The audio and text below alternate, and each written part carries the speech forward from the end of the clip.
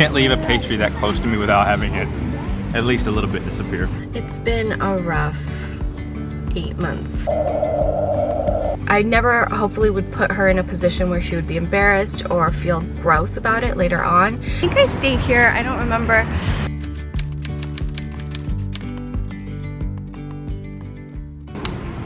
Lillian! Is this your first time in Malibu? I'm Malibu. Since you've been out of mommy's tummy. Last time we were here, you were in my tummy. Well, I can. Do you want some food? This is the first time she's walking around facing out because she's finally old enough. Do you want some food? We got her a little Chipotle kids meal, and then Daddy's having his bowl. I also got her a little croissant as a treat. Who ate? I may have had a sample. You can't leave a pastry that close to me without having it at least a little bit disappear. So if you can't tell, we're just in Malibu today. It is Friday, and I'm so pumped and kind of like on this energy high because we did our first live Behind the Beauty podcast recording on IGTV. Decided to like kind of rebrand and relaunch Behind the Beauty podcast is to make it more relevant for today and more entertaining for today. I have the guests go live with me on Instagram, so you can tune in live, ask us questions, make comments, support us live, but don't worry if you missed the live. We save it to IGTV so you can always tune in later, and if you don't want to like watch a 40-minute IGTV, no worries. It's still available on all of your podcast listening devices and apps. iTunes, Google Play, Spotify, all of that is like, so if you like the traditional podcast version, no worries, still happening. But if you like to see the guest and how we interact with each other and just feel a little more intimate and get to know them more, tune in live or watch the IGTV. It's going to be on my Instagram account, but we just did our first one with Lindsay McCormick from Bite Toothpaste Bits. And it's so cool to get to meet people because we actually have been using Bite for a while now, since we were living in Pasadena a few years ago. Felt really good. It also re-energizes me for the podcast when I get to meet the guests versus like do a call-in. And we had to do call-ins for a while because of scheduling, people not being in the same area. Call-ins are also like spotty sometimes. The in-person ones were just not going to happen with COVID and pregnancy. This is our new way. I've been craving oysters for a couple days now, and surprisingly it's not like that easy to find for lunch. But Chris made a date reservation for Connie and Ted's to take me after my podcast interview, and I'm so excited because Connie and Ted's is actually on my list of places I would like to eat at. We're gonna have a little date. And the Nugget is teething for the second time. So she is what you call a two-teether. Every time she teeths, 2 teeth pop up. She had her first 2 teeth, and now she has her second 2 teeth coming up on top. And she's just not feeling it. We've been struggling with the overnight sleeps. Her naps are great. Her naps are right on schedule. But the nighttime sleep slowly killing Daddy. Slow death. She's a little nugget. She's not feeling so good, but our amazing nanny is soothing her while we go have a little date because we will be dealing with her teething all weekend. We're at our local like Thai place that I love, and they do brunch on the weekends. And Chris and I brought my brother here for brunch last weekend, and my brother got this amazing thing, the Thai chicken and waffles, and I've been thinking about it all week. Thank you. Yes, it does, and that's what it looks like. You're eating a cucumber. Hello. I'm waiting in my car for a doctor's appointment. I'm early. It's been a rough 8 months as a new mom. I've had a lot of ups and a lot of downs, and every time I think I've kind of grasped my new normal and my hormones are back in place, I feel like my hormones are balanced out a lot more. Something will trigger me and it sends me mentally and emotionally into this deep spiral of just postpartum depression, anxiety, and just I can't even be happy for myself. I can't be happy for everything that I do have, even though logically in my head I understand and I know that I have a healthy baby, I'm healthy, I have an incredibly supportive husband and brother who have been there for me through all of this, but sometimes it just doesn't matter in that moment. I can't see the good. Every time I try to pick up pieces of who I used to be, that used to make me happy, that got me through these hard times, I can't even do that, which makes me feel so strange. So as someone who has always dealt with depression over the last decade or so, I've done a really good job at finding ways to help cope and help balance, help keep me floating.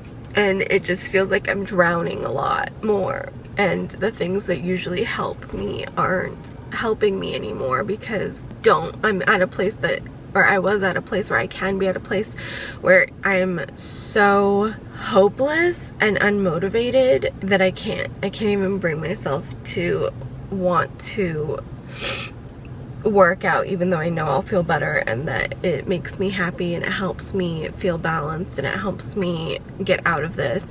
It's been really hard to even eat the foods that I know help me mentally and emotionally. I have at least been doing that recently and it's been helping me a lot. I was emotionally binge eating again, was able to cut that back. Can't feel like this and continue to also poison myself because it just is this perpetual cycle. I don't know how to explain what's been going on with me, and sometimes I just want to lay in bed, but that's not an option because when you have an 8-month-old, you don't really get to lay in bed. And I don't want her to see her mom like this.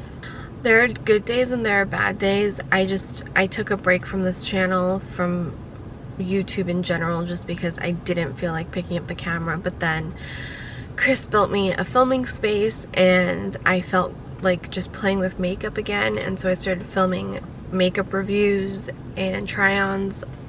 I haven't even edited one and posted it yet, but at least I'm sitting down and filming and it makes me feel good when I'm sitting down and filming and playing with makeup again and having my own space to just kind of like chat to the camera, and that's slowly helping me, which is originally how I started Dress Yourself Happy, my YouTube channel, because I was in a really bad place and I was really depressed, and I found the beauty community on YouTube and wanted to be a part of something and just wanted to like play with makeup and feel inspired again. I started doing that. I still haven't edited a single one of those videos, and then I just felt like I needed to take a step back from YouTube and kind of figure out what I wanted to do again, because I was always kind of chasing this growth and I don't know where my type of beauty content fits into the beauty YouTube world. I try to be unproblematic and I try to stay in my own lane, and I just want to talk about beauty products from a consumer perspective who loves trying things and trying products out and playing with makeup. I don't wear a lot of it, but I love it still, and I'm also very into like playing with it, if that makes any sense. I'm trying to figure out how I can continue to make videos that make me happy but that people actually want to watch. This channel's kind of been like my saving grace because I keep thinking about how I want to come back to it, and how my weekly vlogs not only make me feel better because it's like an outlet for me to just express myself, whether or not I leave that content in the video or I edit it out. It gives me this like catharsis of just being able to like talk my thoughts out even if they don't make any sense. And then if one person watching can feel less alone because they might be going through something similar as me, then that is the purpose of putting something out. That, entertainment, or just tips. Finally, I'm so excited. Chris booked us a little staycation in San Diego and it's today, tomorrow and Wednesday, so Monday, Tuesday, Wednesday, and I've been so excited to just get out of town. I think it'll be good for me. I think it'll be good for us as a family. We haven't taken a proper vacation in so long, and yeah, there's still COVID. We're gonna be careful, but it's a 3-hour drive away. It's our first real trip away with a baby, so I probably overpacked or underpacked or forgot to pack something, who knows. I'm just really, really nervous. And so last night I started getting really anxious, really stressed, and Chris was just like, I need you to stop. Everything's gonna be okay, because something that we've like been looking forward so much to, I almost feel like I try to self-sabotage, if that makes any sense. I'm trying to not do that. So I'm just trying to talk myself out of self-sabotage. I'm trying to get up every morning with a positive perspective, no matter how tired or doomsday I feel, and just get some sort of physical movement, because my being thrives on physical activity. I haven't been doing that enough. So just getting up, being physical, nourishing my body with the foods that will keep me healthy and happy. This is very rambly, I'm sorry, but I have a couple clips that you've probably already seen of us over the weekend, and then, or towards the end of last week into the weekend, and then I wanted to vlog our trip because I think it's really important for me to capture moments in time with Lillian. One of my favorite things about vlogging is that I can look back on all of the trips I've taken with Chris. I can look back at how young I used to be mentally, how I used to even speak. Like, watching some of my old vlogs, I'm like, oh my gosh, wow, was that all I was worried about in life? And that was my biggest struggle. Hearing my voice, how it's changed, and my posture and my physicality, and just like who I am as a person. I really, really want to vlog as much as possible as I become a mom, as I am a mom, but not just for those memories, but for Lillian. And I don't want this to be a family channel, because family vlogging is very controversial and I can understand why, but I do want to make sure I have footage of Lillian in like key moments in our life as a family together, so that I can look back and see it and reminisce, and that she can look back and be like, oh mommy, look at you when I was a baby, look at daddy when I was a baby, and just look at you guys. Just think it's so incredible that we have this technology to be able to do that. So I want to do that for her and for us, and I also want to share it with you guys as safely and as non-gross or controversial as possible. I don't ever want to exploit my child, and I don't ever want her to feel like she has to be a certain way on camera. I never, hopefully, would put her in a position where she would be embarrassed or feel gross about it later on. I'm trying to struggle with that and like figure that out as well. I do want to capture moments in time with her and post them, because I watch my vlogs, Chris watches my vlogs, and you guys watch them obviously, but I do love sharing her with you guys, because I get the DMs and I get the messages saying like how much joy she brings you. So far everyone's been really respectful and really kind. I'm going to continue to do it where I feel safe and where I feel non-gross about it, and if I do feel gross about it, I'll have to evaluate. I also have a lot of fun lifestyle videos I want to film here. I really want to start filming fashion for like my body currently, as I'm trying to figure out my postpartum body that's definitely changed. I've kind of had to start rebuilding my wardrobe from before pregnancy, because nothing fits. Finding my style, finding my fashion sense again. I want to film a lot of cooking videos, because I cook a lot. I've always cooked a lot, but in a quick, lazy kind of cooking way. And I am a certified nutritionist. I've also considered going for my master nutrition certification, which is a year-long program. I'm debating about it. I have until next month to decide if I'm going to do it or not. It's a lot of money, it's a lot of time commitment, which is the bigger issue. Don't know if this coming year is the right time with everything going on. I am really excited to have that opportunity to become a master nutrition coach. It's a long commitment and a lot of time, because it's not like self-paced. You have to go at the pace that they dictate and set. Anyways, there's just a lot, and I was super early to my appointment, and I'm going to wrap this up, but this is kind of what the vlog is, updating you right now, but also clips from earlier, and then obviously our trip, our first road trip with the Nugget. I'm so obsessed with her. It's so weird. Like postpartum depression, you have the worst possible mental thoughts about things, about motherhood, about life, about your child, about you and your child, and then you also have this other part. Like, I love her so much. I never thought this kind of love was physically possible, but it's also so surreal. That's what I'm gonna say. If you hear the sound machines, because Lillian's taking a nap. We're almost at our destination. Not too bad. It's 4 p.m. in the afternoon. I'm gonna let her sleep for like 10 more minutes, then we can enjoy the trip. It begins. Thank God for our nanny to help get Lillian ready, watch her while we finished up some last minute stuff, as well as make sure that I packed everything. She's amazing. I cannot live without her, and Lillian's so lucky to have someone so happy and positive and cheerful and loving in her life. But we're stopping to get a coffee because Chris is getting really tired. I offered to drive, but he's just like, no, I just want some coffee.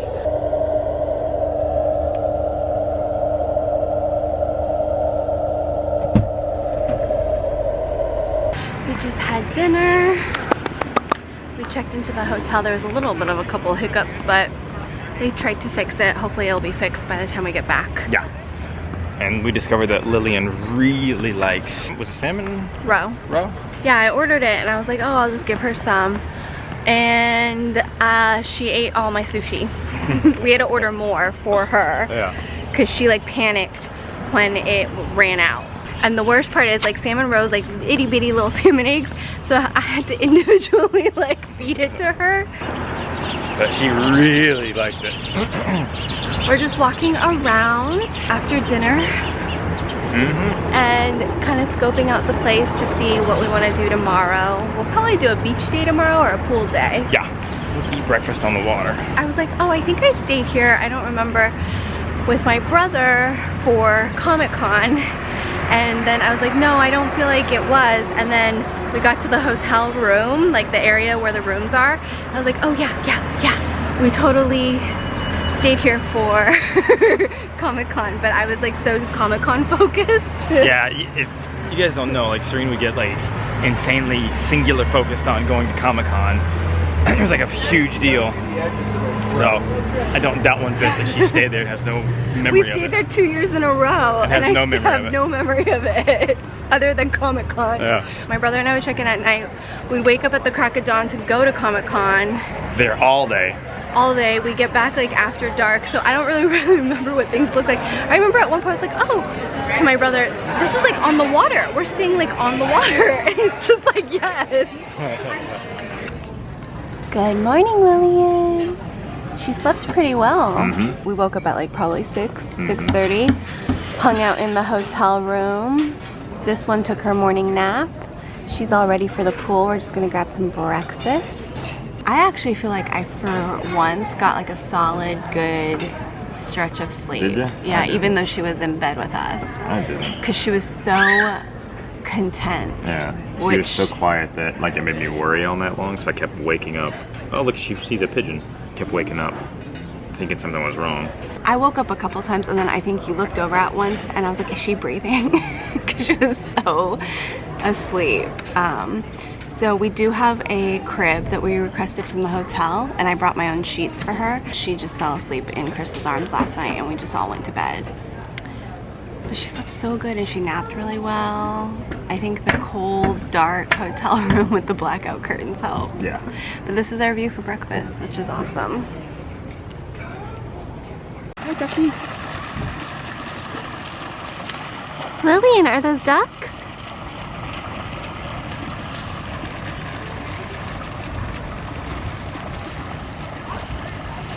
Hi, Ducky.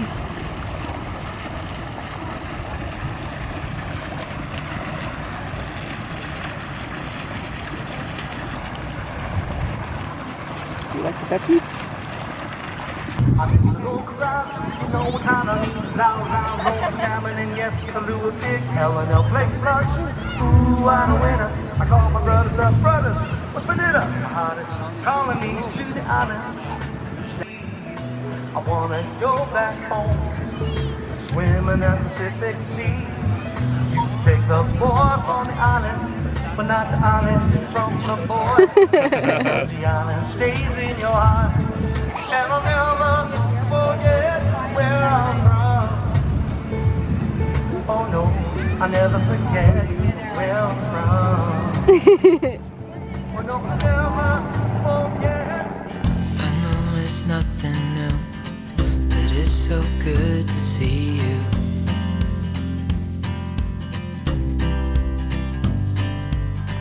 We do this every day, and I'm still so amazed by you. So hold me tight through the night.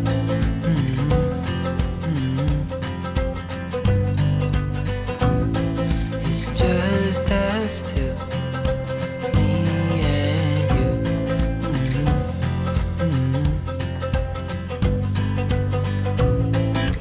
Oh,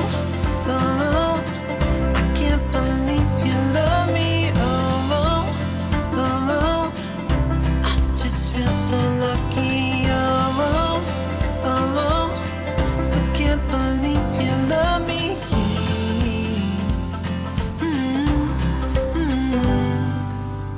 I hope it never ends. Let's be more than friends.